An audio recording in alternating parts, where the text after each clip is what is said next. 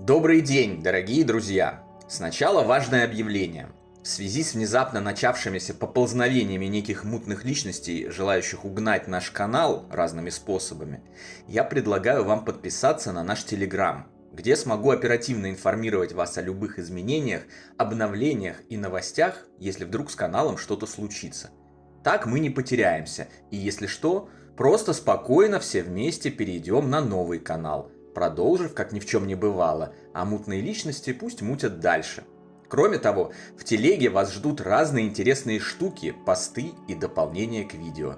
Прошу вас, ни о чем не переживайте и не беспокойтесь. Такова жизнь.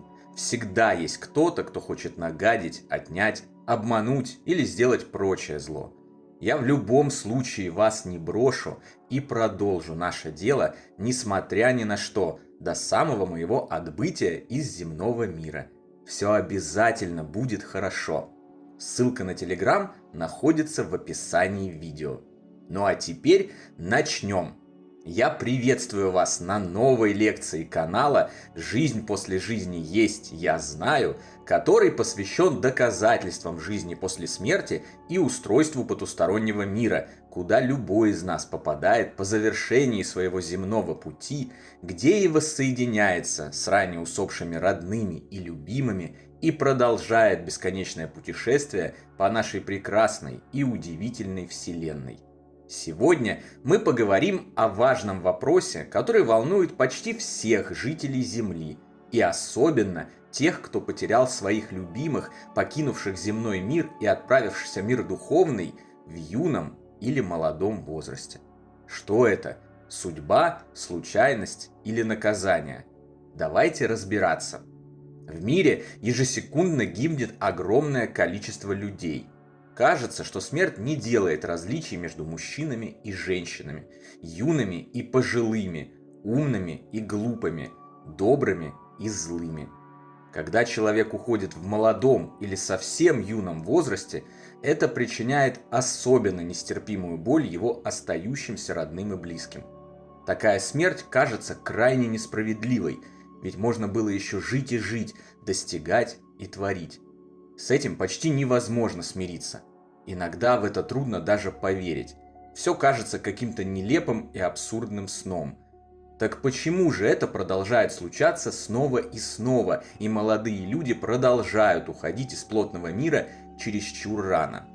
Кто-то считает, что это судьба, другие, что случайность. Более всего тех, кто утверждает, что это наказание и расплата за грехи в этой или прошлых жизнях. Мы уже говорили ранее о том, что наказание – это слишком человеческое понятие, и его не существует в мирах большего количества измерений, в духовных мирах, куда отправляется душа каждого живущего после смерти его биологического тела. И я не буду сейчас повторяться об этом. Несмотря на расхожие стереотипы о разного рода божественных страшных судах и наказаниях, на самом деле никто в духовном мире никого не судит и не осуждает за что бы то ни было. Наоборот, базовые и основные темы потустороннего мира – это любовь, поддержка и абсолютное принятие любой души. Я подчеркиваю, любой души, даже самой заблудшей, невежественной, совершающей ошибки и пляски на граблях в течение тысяч лет. Наш единый Отец любит всех своих детей одинаково сильно и не делает исключений ни для кого. Наши старшие и более опытные товарищи из духовного мира поступают так же. Это совершенно точно усматривается из полученной разными способами, разными авторами, исследователями и экспериментаторами из разных уголков Земли за несколько тысяч лет обобщенной информации о событиях, следующих за чертой смерти, ссылки на которую мы предложили вам в разделе о канале, вкладке «Сообщество» и наших книгах цикла «Жизнь после жизни есть, я знаю», в том числе распространяемых бесплатно. Как следует копнув, уже на нашем физическом уровне бытия становится очевидно, что никаких наказаний, как и наград, не существует. Каждый человек обладает полной свободой воли, данной ему от рождения. сам в полной мере отвечает за свою жизнь, за свой выбор, за все свои поступки и их влияние на себя и окружающую реальность. Сам для себя является самым строгим судьей, присяжным и исполнителем приговора. Сам себя награждает и наказывает, и после смерти оказывается притянут в тот мир, который соответствует его уровню развития, уровню его любви, добра и света в душе. Если хотите узнать об этом больше и в подробностях, смотрите другие видео с нашего канала на эту тему. А лучше смотрите весь наш потусторонний курс целиком, с первого видео и до последнего. Таким образом, вы получите комплексные, системные знания и ответы на все свои вопросы, поскольку наш канал выстроен именно как академический курс с небольшими лекциями, в совокупности охватывающими наиболее широкий объем знаний по теме жизни после смерти и устройства потустороннего мира. По одной лекции на видео, от меньшего к большему, от более простого к более сложному. Итак, мы выяснили, что никаких наказаний нет, и ранняя смерть в молодости никак не может быть наказанием за что-либо. Еще раз подчеркиваю для продолжающих сомневаться. Здесь все элементарно и нет никаких взглядов под другим углом, а также прочих «не все так однозначно», как говорила всем известная дочь крымского офицера. Никаких наказаний нет, забудьте о них. Точка. Осталось разобраться, по судьбе ли уйти в раннем возрасте, или это чистая случайность. Изучая потусторонний мир, истории моих родных, любимых и друзей, оглядываясь на собственную жизнь, полную испытаний и всевозможных приключений, квестов и трудностей, я очень четко увидел, что какого-то единого, простого подхода в данном вопросе не существует. Даже наш физический мир очень непрост. Он гораздо сложнее, чем хотелось бы многим, кто пытается его максимально упростить. Следующий мир логично и ожидаемо должен быть гораздо сложнее. Как в любой видеоигре, первый уровень всегда выступает упрощенным обучением, а со второго уже начинается настоящая движуха и настоящая сложность, точно так же и в нашей жизни. Исходя из всего обобщенного массива потусторонних знаний и своего собственного немалого жизненного опыта, я убежден, что наша земная жизнь – это симбиоз судьбы и случайности.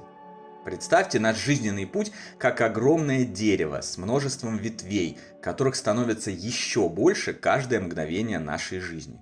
В результате любого малейшего выбора, любого даже самого простого действия, любой даже самой крохотной мысли от ветки, на которой мы находимся в данный момент, отрастает еще несколько ответвлений развилок, по которым мы и продолжаем свой путь. Рано или поздно ветка заканчивается или обрывается. Выбор, по какой ветке идти, на каком разветвлении сворачивать, а какой сук спотыкаться или обходить его, мы делаем сами, на основании дарованной нам Господом неприкасаемой свободы воли.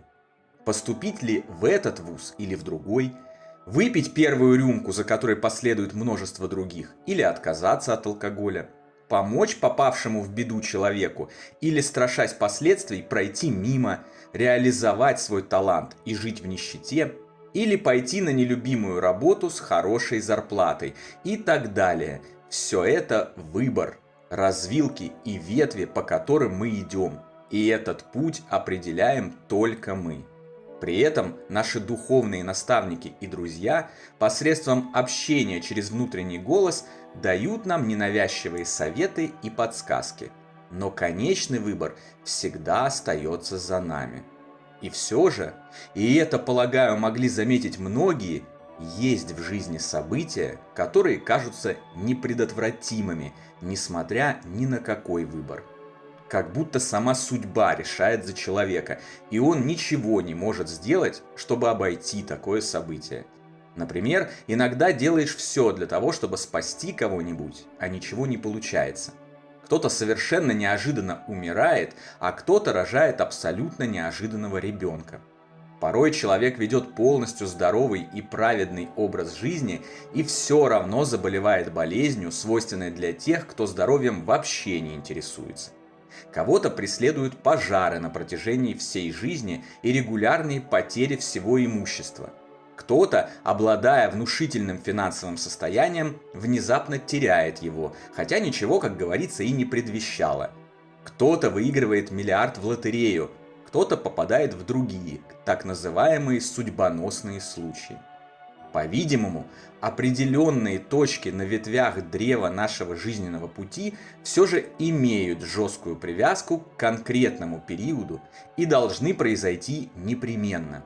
В наших силах лишь сдвинуть в определенном диапазоне времени таковое событие, но избежать его невозможно.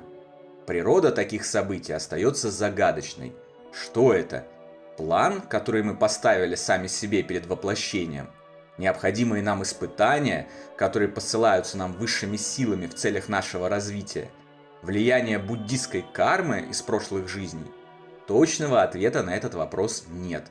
Но я, как человек, который на протяжении всей жизни почти безостановочно проходит различные тяжелые испытания и даже получил от друзей за это прозвище «Павел Ходячее приключение», кристально ясно увидел, что какими бы ужасными такие события ни казались, они действительно в 100% случаев приводят к позитивным переменам в душе и жизни. Всем нам знакома теория того, что любые жизненные трудности и испытания нам необходимы. Примечательно, что в самом этом слове зашит истинный смысл. На протяжении веков понятие и использование слова «необходимо» исказились. Сейчас мы понимаем под этим словом нечто, что нам очень нужно. Эта машина мне просто необходима. Мне необходимо познакомиться с этим прекрасным мужчиной или этой прекрасной девушкой. Работа таксистом сейчас это необходимость, часто говорим мы. Но на самом деле это слово несет в себе и смысл чего-то, чего нельзя обойти. Необходимое. Суть то, что и нужно, и что нельзя обойти никакими силами. То есть жестко прописанное в судьбе, на нашем древе жизни. Таким образом, тяжелые испытания, которые с нами происходят, они для нас необходимы и необходимы. Из сказанного вытекает вывод. Наша жизнь – это симбиоз свободной воли и некоторого количества привязанных к жизненному пути обязательных событий, определяемых как судьба и, вероятнее всего, нужных для того, чтобы мы не зря потратили время учебы в физическом мире, чтобы мы не забыли, с какими целями и задачами мы сюда пришли. Если человек умер в молодом или юном возрасте, это может быть результат его свободного выбора конкретных веток и развилок на жизненном пути. Может быть и необходимое для него и его близких событие, а может быть и комбинация из этих двоих. По ощущениям, именно смерти, кажущиеся ранними и несправедливыми, чаще всего выступают именно такими необходимыми событиями. Попав в беду, мы выходим из нее сильнее, с новым опытом и знаниями. Многим разлученным со своими родными будет сложно в это поверить, в той пучине горя, в которой они сейчас находятся. Но поверьте, это чистая правда. Даже потеряв любимого и родного человека, становишься мудрее, умнее и сильнее. А самое главное – добрее. Учишься ценить жизнь, помогать другим, распространять вокруг себя любовь и делаешь это абсолютно искренне, даря и получая удовольствие и счастье, а не потому, что боишься попасть в ад, желая вместо этого получить награду раем. А наши, ушедшие на тот свет родные и любимые, тем временем наслаждаются своей новой жизнью и своим новым миром. Они видят этот наш прогресс, гордятся и радуются тому, что при их непосредственном участии происходят такие прекрасные тектонические перемены и всячески содействуют им, чтобы к моменту нашего собственного перехода мы достигли максимально высокого уровня духовного развития И нашу великолепную встречу и продолжение совместного пути ничто не смогло бы омрачить и осложнить. На сегодня это все, дорогие друзья. В следующий раз мы узнаем, ревнуют ли усопшие своих оставшихся на земле половинок к их новым женам и мужьям, и как точно узнать это. А завершить сегодняшнюю встречу я хочу невероятно красивыми, мотивирующими и дарующими волю к жизни словами матери Терезы. Жизнь – это возможность, извлекай из нее пользу. Жизнь – это красота, восхищайся ею. Жизнь – это мечта, осознай это. Жизнь – это вызов, прими его. Жизнь – это долг, выполни его. Жизнь – это игра, играй. Жизнь – это обещание, выполни его. Жизнь – это горе, победи его. Жизнь – это песня, пой ее.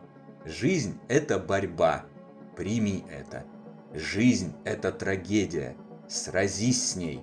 Жизнь – это приключение, отправься в него. Жизнь слишком драгоценна, не разрушай ее. Жизнь есть жизнь, борись за нее. Встречаемся, как обычно, послезавтра здесь же, на нашем канале. Всего вам самого лучшего, прекрасного и замечательного.